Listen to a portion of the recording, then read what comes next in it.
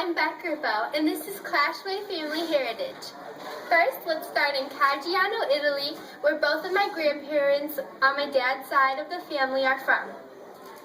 Caggiano is a small town on a mountain in southern Italy.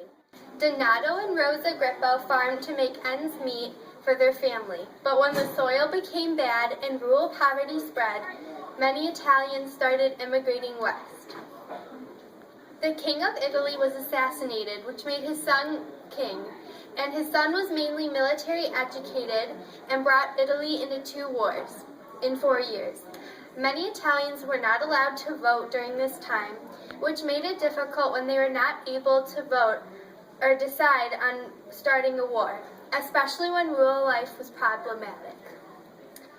My family herded the land of milk and honey and with roads paved with gold. It was the American dream and everyone knew about it, which is why 4 million Italians came to America in the early 1900s, including my family. When they came to America, they continued to farm and sold fruit in the streets of Brooklyn. To my great-grandparents, the American dream was to work their way up and make their own money by being their own boss.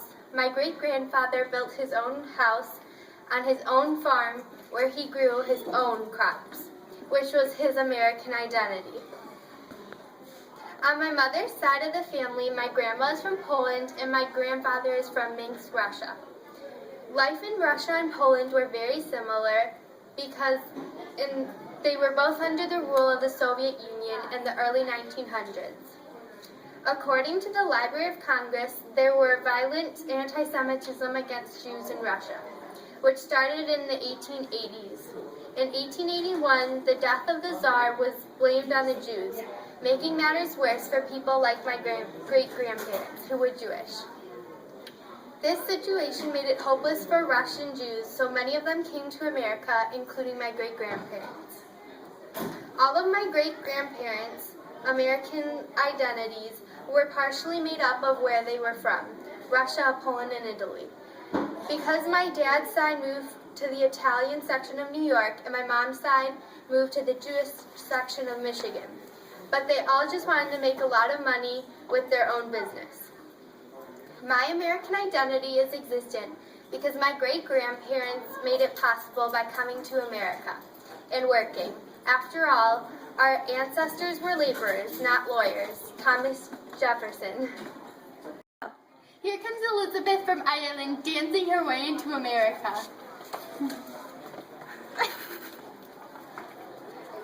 My family comes from a mix of European countries, the main ones being Ireland, Scotland, Wales, Poland, and Germany. Today I will be talking about my mother's father's side of the family, which comes from Ireland. My great-great-great-great-grandmother decided to move to America to escape the Irish famine. The Irish famine began in 1847 and caused the deaths of hundreds of thousands, the devastation of the Irish economy, and caused over 1 million Irish people to emigrate away. The Irish people lived off of potato farming. It was pretty much the only crop grown in Ireland, and the Irish were incredibly dependent upon potatoes. For more than 1/3 of the population, potatoes were their main source of nourishment, and the other 2/3 heavily depended on them as a main source of food. Because of their heavy dependence on that one crop, the Irish people were both starving and susceptible to diseases like typhus, dysentery, and chlorea because of it. James Mahoney, an Irish artist who traveled through Ireland at the time of the famine, described the crisis through his words and illustrations. Here is some of what he wrote.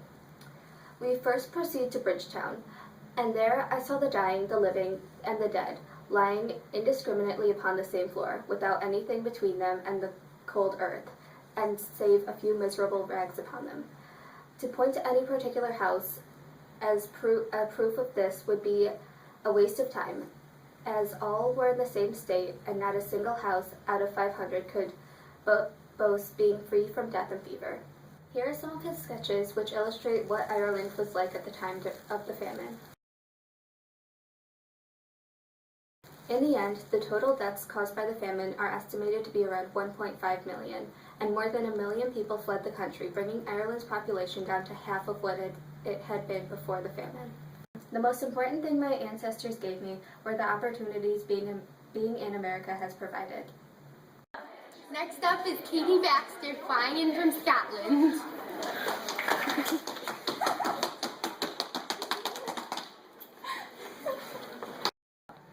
My family has a very mixed background, including English, Irish, Scottish, French, and German. However, my mother's father's side of the family, there is an interesting genealogy that traces our family back to Ireland in the 1300s. From the published genealogy of the Bryan family, I know that one of my ancestors settled in Philadelphia, buying land next to a family named Boone, of which was the Daniel Boone, the famous frontiersman. This relationship between the Boone and the Bryan family carried my family forward into the frontier of Kentucky. Eventually, William Bryan married Daniel Boone's sister Mary. They had a son, Daniel Boone Bryan, who was a frontiersman like his uncle Daniel Boone. This is not exactly what you would think of when you think of the American dream, but I have to think that for people like the Boones and the Bryans, forging a new life and a new frontier was exactly the American dream. Daniel Boone Bryan bought 2,000 acres in Kentucky and founded what would become a horse farm called Waveland. However, perhaps sadly for our family, this was also a slave plantation. Daniel Boone Bryan had 13 slaves whose job it was to keep the home clean and to farm 20 acres each. Each slave had their own residence on those 20 acres. When the slaves were not working, they were allowed to hunt on this land, buy and sell at local markets, and keep profits for themselves. They were also allowed to own weapons. During the Civil War, the Bryan family outfitted the Confederacy. When the Union found out, the Boone family escaped to Canada. After the war ended, they returned to the United States. After the war, the slaves were emancipated but continued to work for Daniel Boone Bryan. The plantation Waveland was turned into a thoroughbred farm. In the context of American history, this branch of my family is important because of their role as true frontiersmen exploring and settling wild land that became the state of Kentucky. It is also important that my family had a slave plantation because in the context of American history, slavery played a very important part in shaping of America. Waveland is now a National U.S. Historic Site and Museum owned by the University of Kentucky. My family heritage shaped America and affects my American identity because my ancestors took part in it of some important historical eras, including pioneer times and slavery. Each of those things helped shape America into what it is today. Here comes GiGi cha-chaing her way into America. Hola, mi nombre es Garcia. TingTing karate chopping her way into America. Let's get down to business, to the beat, the hands. My family does not come from multiple areas like some do. Our traditions and customs are as diverse as others. I'm Taiwanese American because all of my ancestors have been born in Taiwan, and I'm part of the first generation to be born in America. I will be talking about my dad's side of the family. My great-grandparents were born in Taiwan, but under the rule of Japan. During the First Sino-Japanese War, which was between 1894 to 1895, Japan was in a war with the Chang dynasty, China. Japan won, and as a reward, they received Taiwan. Japan ruled over Taiwan for 50 years. They were in control of the education, political system, police, social, as well as the economic system. My great-grandparents were raised, until 20 years old, during this time, so they received Japanese schooling and Japanese thinking. However, the Second Sino-Japanese War occurred during World War II, which was 1937 to 1945. Japan would have won and still have control over Taiwan, if not for upsetting one of the strongest countries in the world. Japan made a ludicrous mistake during 1941 when they bombed Pearl Harbor, obviously upsetting America. There were two countries now going against Japan. Due to this, the Republic of China won the war and demanded a reward. Japan, being very clever, said they gave up to Taiwan, but did not specify to whom. The United Nations were formed in 1945, and as one of their first acts to create a peaceful understanding between China and Japan, they took over Taiwan. During this, there was a civil war within China. It was the Republic of China, the leader being Chiang Kai-shek, against the Communists. The leader was Mao Zedong. The ROC lost to the Communists, and the SEC fled to the area of Taiwan in 1949. There he claimed that Taiwan was part of China. Nowadays, China still believes that they have a hold over Taiwan, yet Taiwanese residents believe they are an independent country. American identity consists of many different aspects. I'm Taiwanese because of my ancestors all being born in Taiwan. I have Japan influencing parts of my life because of them being in rule over my relatives. I have Chinese traditions that my parents follow because of the rule they had over Taiwan. For example, I celebrate Chinese New Year and follow the social hierarchy of the Chinese belief. I also speak Mandarin Chinese. And lastly, I'm American, not just because of where I was born, but because of how I value the same items and believe in the same ideas. My ancestors affected my American identity as well as America itself because of historical moments that they were a part of, such as Pearl Harbor and the unity of the United Nations. They helped build up the security in this country as well as the confidence within the UN. Thank you for watching Clashway Family Heritage. We hope you tune in next video.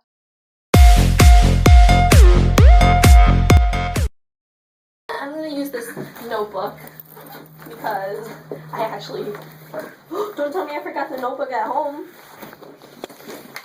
I swear to God, if I left the notebook at home, oh my God. All right, whatever. Okay. Ready? Set, go. Okay, so I'm second generation Taiwanese because all of my ancestors were born in Taiwan. I'm actually the first person to be born in America from my parents because I'm an only child. So, I'm I'm a second gen. That's so mean. Okay, you're recording. Go. Hello there. Hi, I'm Grippo, and this is Clashway Family Heritage. First, let's start again. That was so good. Next up is Katie Baxter flying in from Scotland. That was a good one. Smile. My family has a very mixed background, including. Wait, is that where it starts? Yeah. Oh, okay. Restart. Katie. Now the shit's about to kick off this party.